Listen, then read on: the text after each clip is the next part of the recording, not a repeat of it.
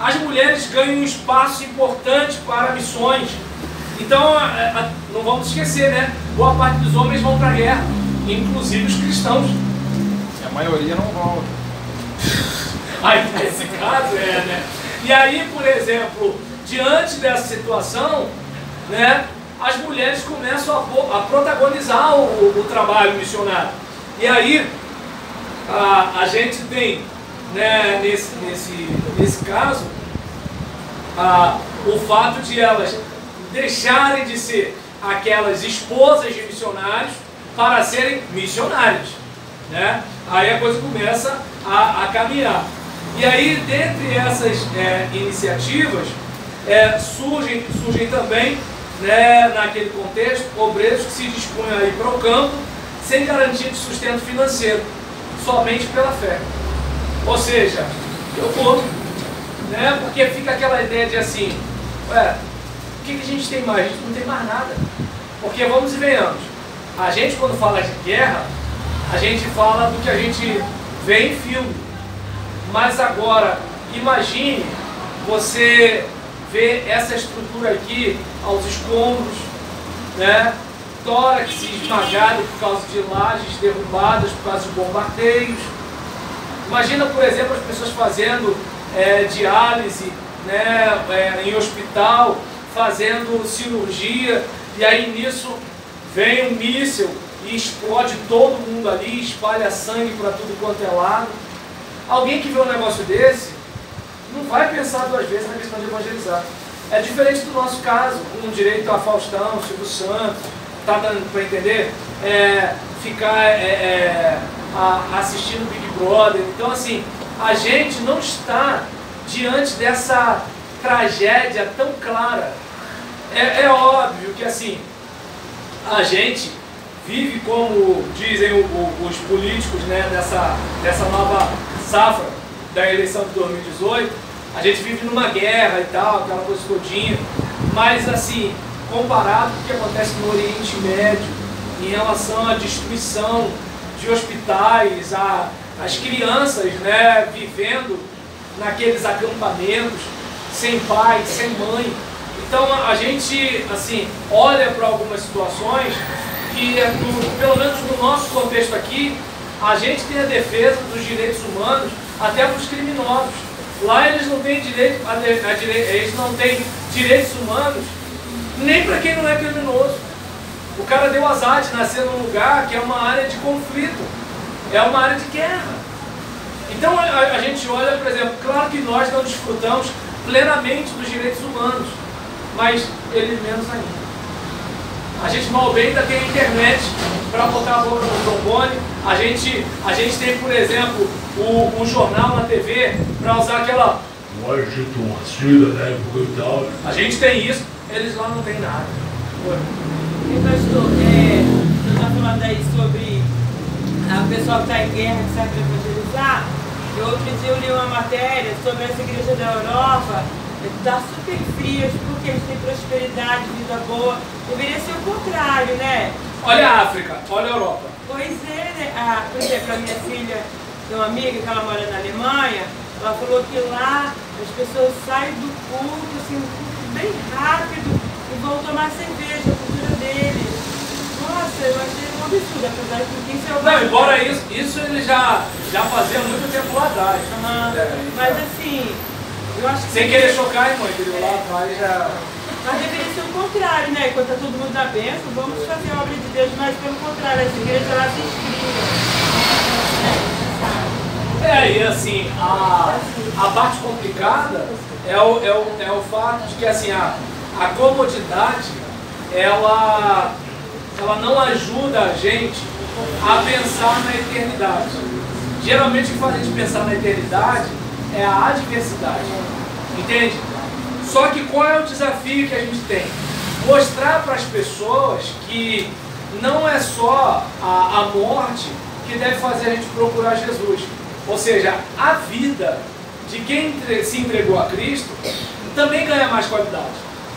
O modo de enxergar a vida, a família, né, um monte de coisa, o relacionamento com o próximo, um monte de coisa muda. Pena que, infelizmente, muitos evangélicos, eles são religiosos evangélicos, né? Não chegam a desfrutar daquilo que Jesus falou que a gente poderia experimentar. Alegria nos momentos difíceis, paz interior, independentemente do caos, paciência em meio ao sofrimento, por mais que o sofrimento seja difícil, aquela bondade que não é a bondade política, mas aquela bondade de coração, uma fé que transforma a situação, ou uma fé que faz a gente se transformar, não para nossa glória, e quando todo mundo fala, pô, você é um cara, não, é para a glória de Deus. Então, assim, só que, infelizmente, o que a gente tem é o quê? Eu quero cantar no domingo à noite, né? Eu não preciso ir para a escola dominical, né? Fulano de tal é metidinho, a irmã fulana, né, só gosta de andar, né, parecendo que está no desfile de moda, os filhos do fulano de tal são tudo uns camaradas que tem uma vida errada, né? A filha da irmã fulana, olha como é que ela se veste, e assim, o pastor não veio me visitar, e assim, o marido da irmã fulana bate nela, ou seja, a gente fica nesse negócio, enquanto era pra gente o quê? Cuidar da própria vida, assim, Senhor, eu quero ter mais paz em meio a tanta tribulação, eu quero ter uma palavra de bênção para as pessoas que estão necessitando, né? Eu quero ter poder espiritual para orar pelos enfermos e vê-los curados. Assim, se as pessoas buscassem, Senhor, eu quero frutificar, né? Eu quero que o fruto do Espírito se manifeste na minha vida. Então a gente, por exemplo, dificilmente tem isso. Na maioria das vezes a pessoa ela pega a Bíblia, às vezes até para ou confirmar uma coisa que ela já queria, né? De repente ela quer fazer um negócio, aí ela vai para a Bíblia para confirmar aquilo, ou pegar a Bíblia, né, para atacar uma outra pessoa, né? Assim, esse tipo de situação não diferencia a gente de quem não é cristão. O que diferencia a gente de quem não é cristão é o que? O seguimento de Jesus.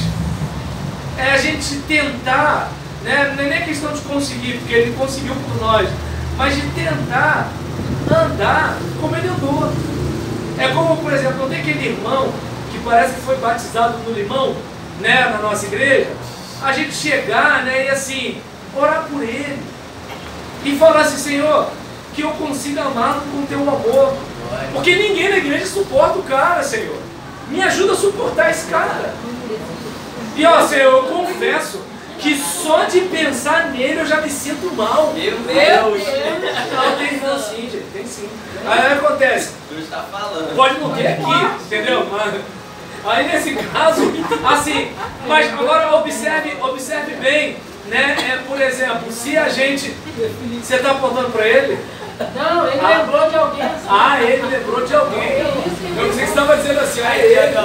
Aí ele se entregando. Ele lembrou de alguém, irmão. Quase que ia falar igual, deixa ele, comigo.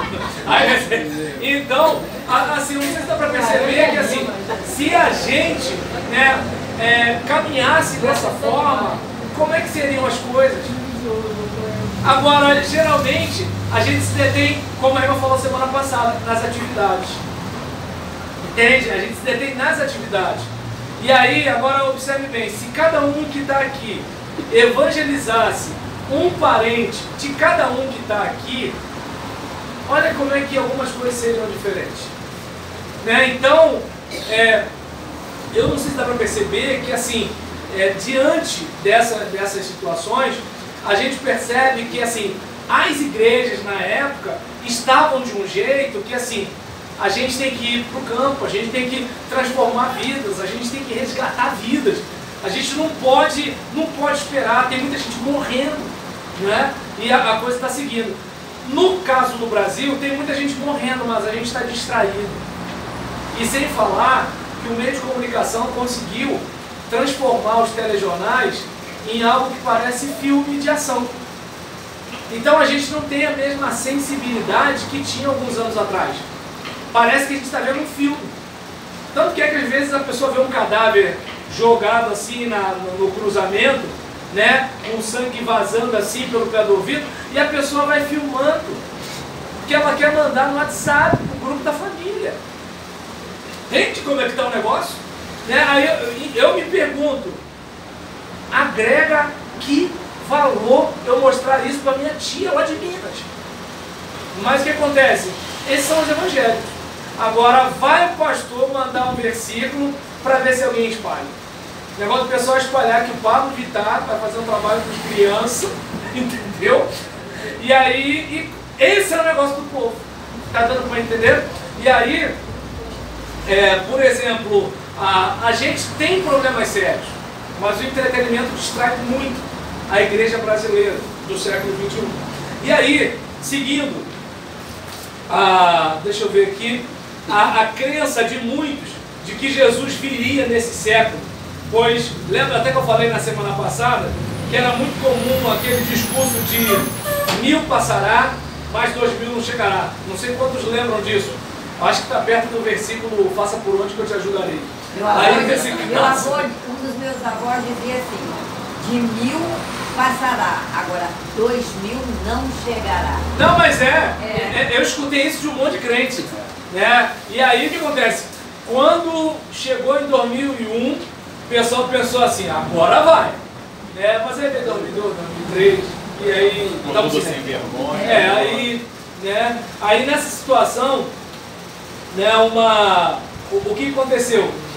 Por causa disso, muitos se entregaram ainda mais, né, por missões, e aquela questão de ênfase na pregação do Evangelho até a volta de Cristo.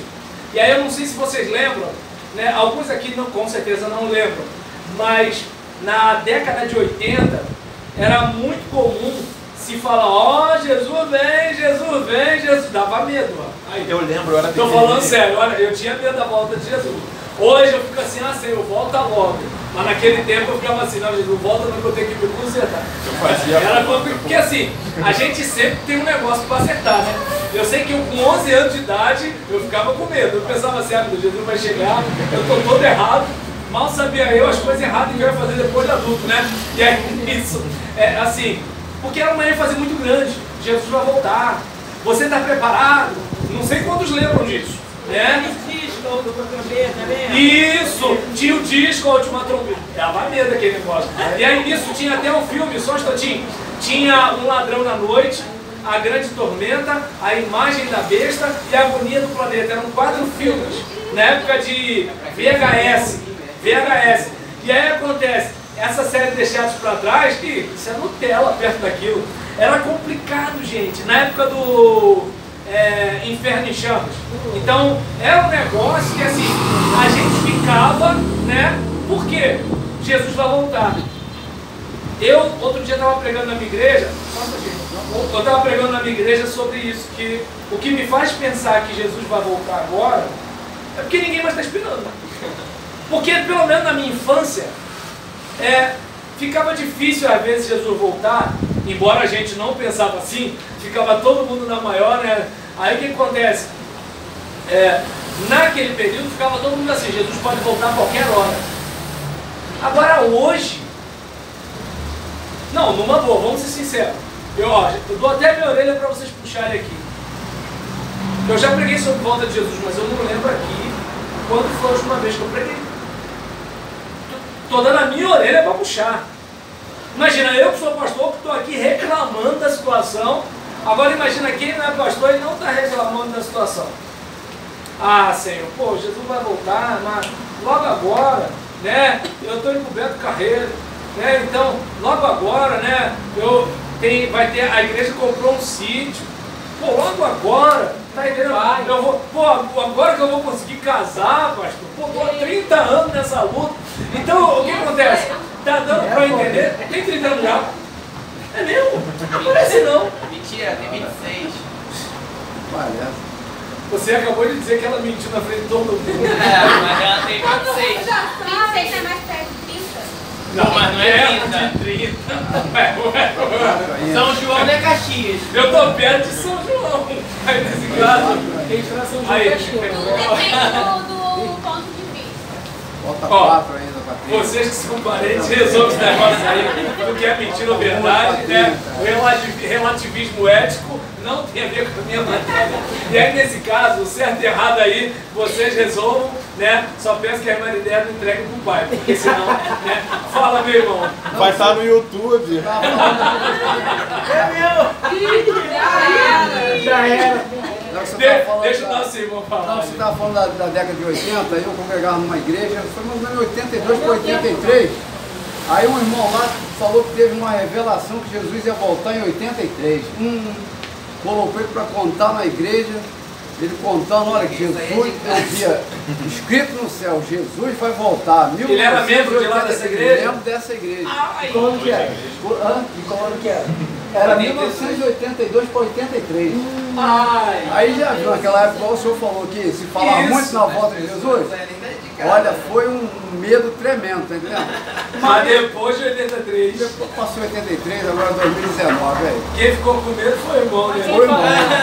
E é perigoso, porque... Eles queriam voltar pra ele, tá entrando na igreja. Perigoso, porque depois ó, se desviou, ficou muito tempo desviado. Graças a Deus agora ele retornou, tá caminhando. Mas aí, o que acontece? O verdadeiro inimigo da falsa profecia é o tempo. Quer dizer, o maior inimigo da falsa profecia é o tempo. Que escutou, faz igual Maria, guarda no coração, vive sua vida. Tem gente que confunde profecia com horóscopo. Tá dando para entender? Ou seja, assim, ó, eu caso ou compro uma bicicleta. Vive sua vida, lê a palavra, tá entendendo? Se a gente lê a Bíblia, o próprio Jesus disse. Entende? A questão é o seguinte, você não vai constranger o irmão, quer dizer, dependendo do líder, né? Tem pastor que de repente constrange o irmão na hora, né? Mas, por exemplo, tá dando para entender? No meu caso, o irmão ia trazer, falou e tal, esse negócio todinho, terminou, irmão, olha só, Deus falou mesmo pro irmão? Falou. Mas o irmão lembra que Jesus disse que se alguém dissesse, é porque não era para acreditar. Irmão, assim, eu até gosto do irmão, mas assim, eu vou colocar o irmão no mesmo pé de igualdade das escrituras sagradas. Se eu tiver esse critério, aí qualquer irmão que falar alguma coisa vai ser referência e a Bíblia não vai ser mais. Não é a Bíblia que tem que se conformar à experiência do irmão. É a experiência do irmão que tem que ficar na régua da Bíblia. Entende? Aí o que acontece? Por causa de situações assim, que tem gente que deixa de acreditar em homens e mulheres que são realmente usados por Deus. Então, eu não sei vocês, mas eu sou do tipo do pensamento de que assim, gente, eu não estou, né, numa cabana de uma dona que está lendo a minha mão. Eu estou numa igreja. O Espírito Santo fala com todo mundo. Com cada um ele fala de um jeito, mas fala com todo mundo. E a Bíblia está ali. Aí o que acontece? O irmão falou, ó, 1983. Eu não vou fazer o irmão passar vergonha. Embora, assim, já vai ficar chato, porque vai ter alguém na igreja conversando sobre as passagens da Bíblia. Aí ele vai ficar numa situação difícil. E aí, por exemplo, o que eu vou pedir à igreja? Irmãos, perdoem e tal. Porque na igreja, irmão, todo mundo erra. Ah, não, tem aqueles que não. Tem aqueles que não percebem que erraram. Mas errado, todo mundo erra, entendeu? Até aquele que está assim, ó, falando que todo mundo está errando, vai, levanta a vida dele, levanta. E aí nisso, o que acontece? É importante a gente ter esse cuidado, por quê? Principalmente vocês vão para o campo, vocês vão falar em nome de Deus. Vai ter gente que vai acreditar no que vocês vão falar só porque vocês estão falando em nome de Jesus. Por exemplo, no meu caso, como eu sou cascudo, vai ter gente que vai falar, eu estou só olhando, estou lá, estou escutando e tal, estou na minha. Mas agora o cara que aceitou Jesus hoje, ele vê o outro que já está há 10, 15 anos na igreja. O que ele pensa?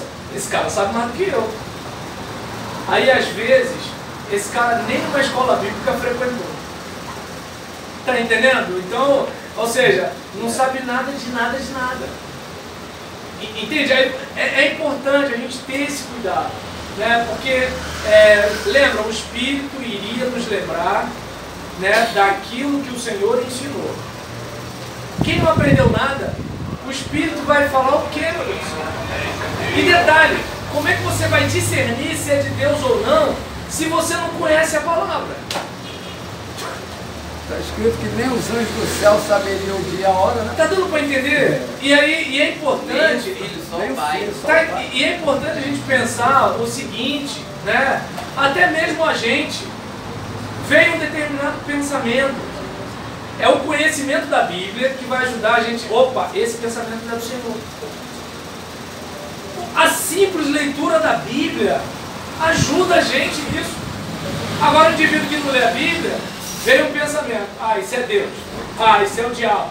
Ah, isso sou eu mesmo. Qual o critério? Eu sou o critério. Aí não tem como, gente. Né? E aí, desculpa, a gente parou aqui, né? Mas eu que atrapalhei. Não, que isso, mas é importante isso. Aí, até porque a ideia é de, lá na frente depois, eu focar nas coisas da prova e a gente aqui ficar conversando, até porque o livro, vocês têm. Entende? O que vocês não têm é o meu cérebro, graças a Deus, e eu não posso tirar, porque eu preciso dele, né? Então, nesse caso, né, aí, não sei se está funcionando muito bem, né, mas a gente está tentando.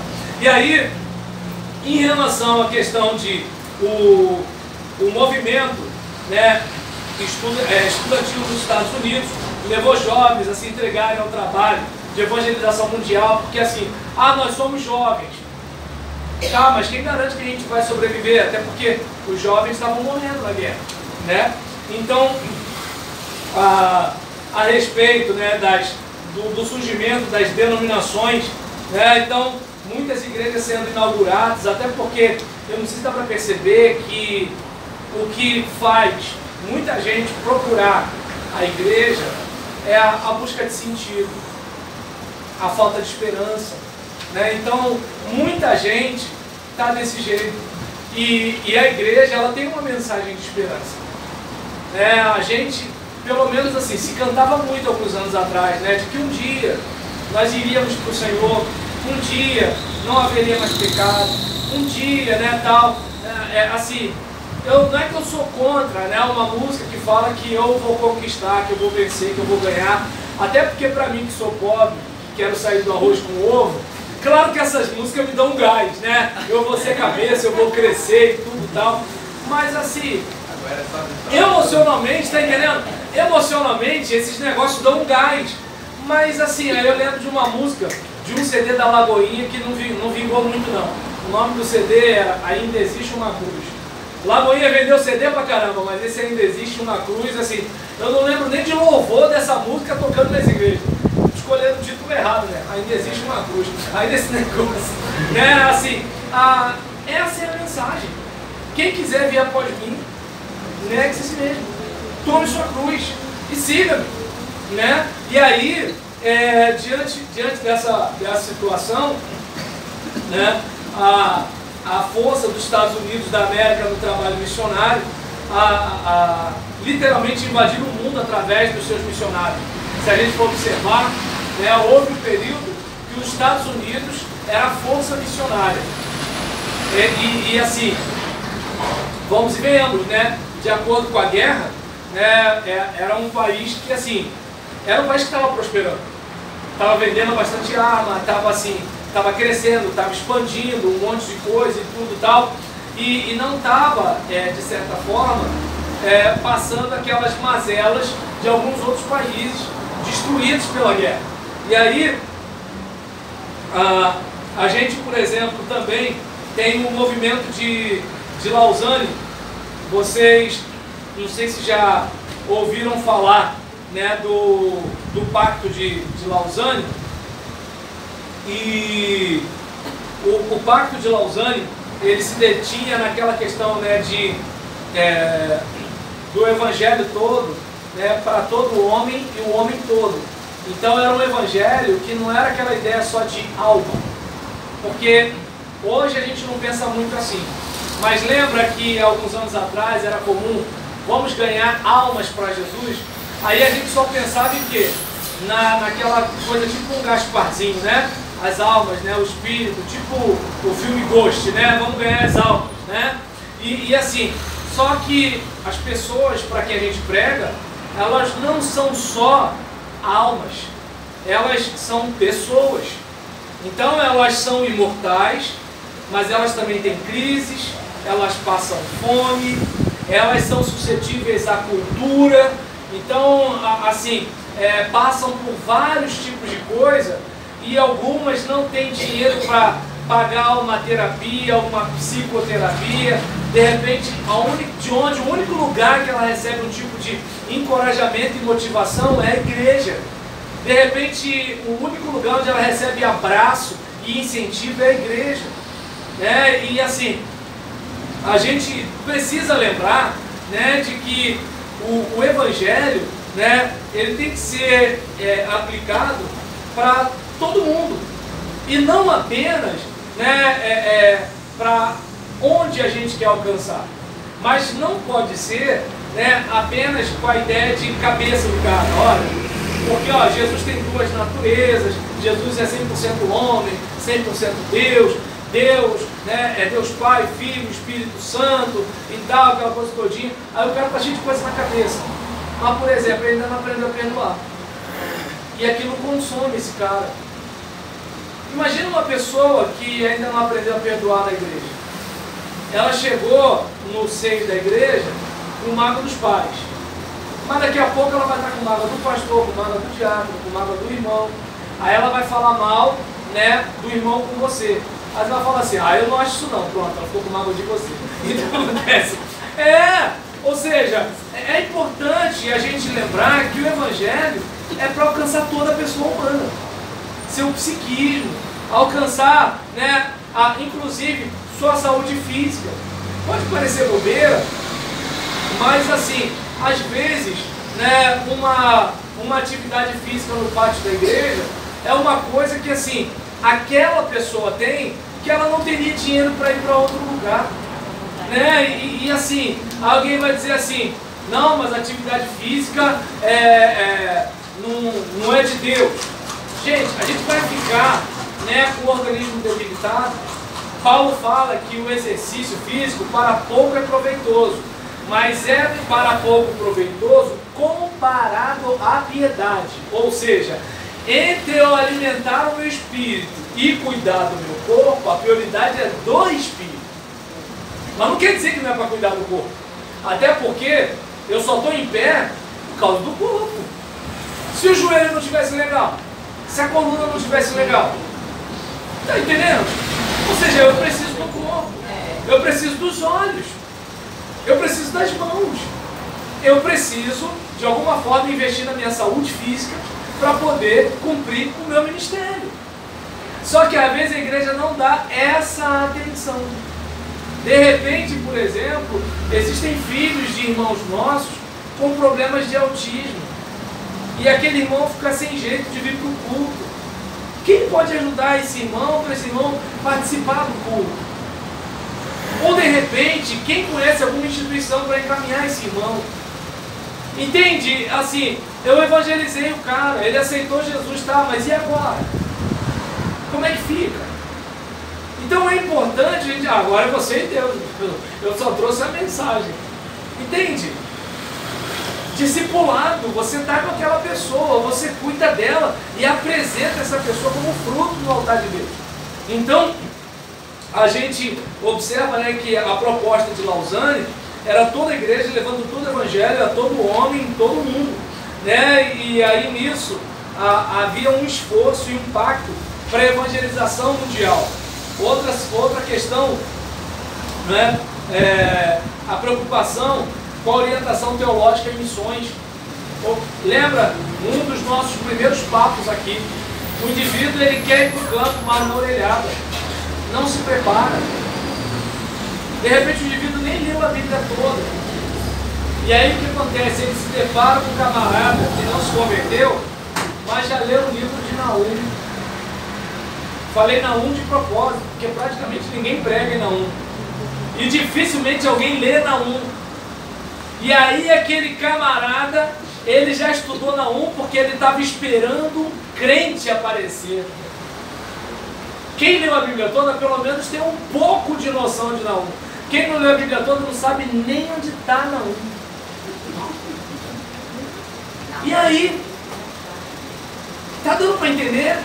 E aí o que acontece? É um tipo de situação que assim, e eu falei de ler Bíblia. Eu nem falei necessariamente de você fazer 4, 5, 6 anos de teologia. Falei de ler Bíblia. Ou seja, eu devia ter que ter preparo, ter um pouquinho de noção.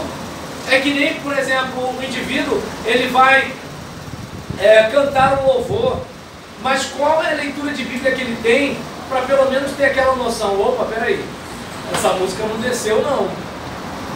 Aí você vai, conversa com o irmão, pergunta a outro, vai no Google, digita alguma coisa e tudo e tal, né?